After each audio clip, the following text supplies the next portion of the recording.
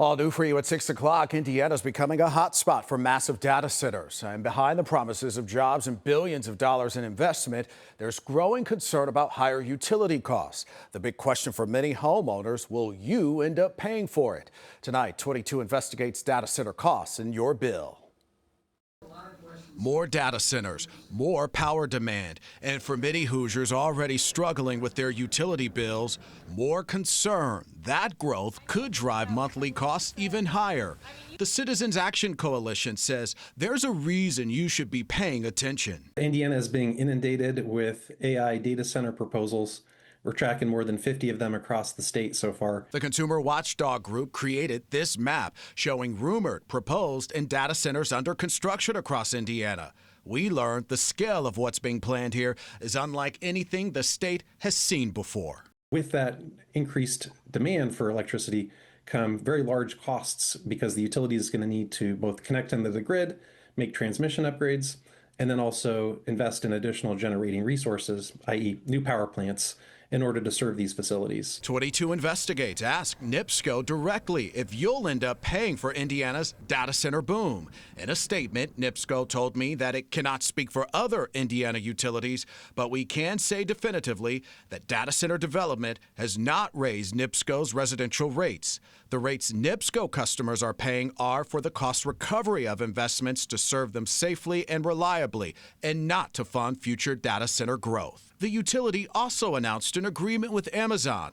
where the company will pay for its energy needs, including new power plants, lines, and other equipment for its data center projects. NIPSCO anticipates nearly $1 billion in cost savings for ratepayers over 15 years. So, why are bills so high right now?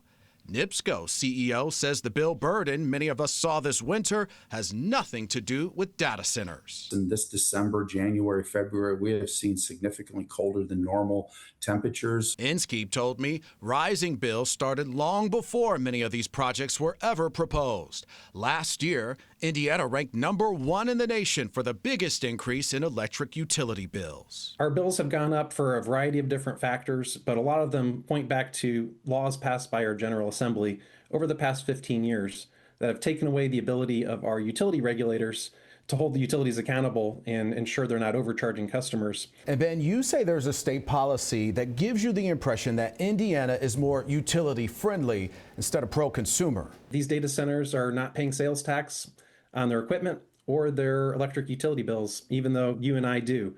So there's a lot of unfair policies that have been put in place to roll out the red carpet for these big tech facilities. And the amount of electricity they could use is unprecedented.